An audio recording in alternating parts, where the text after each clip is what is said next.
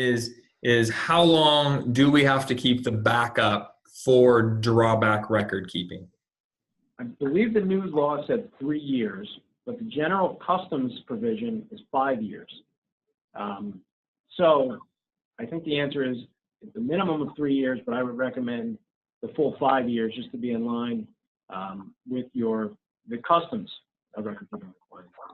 No, I would agree. And I think this kind of highlights, and there's a few other areas where customs kind of contradicts itself as it goes through new things. And there's record keeping requirements that say 5 years from date of entry. And now you have anti-dumping cases that kind of get excluded out of that, right? Then you have drawback claims that change that. So 5 years is usually a pretty safe number.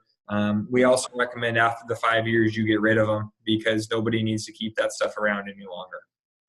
That's right. Once the statutes run, no good to end. Absolutely.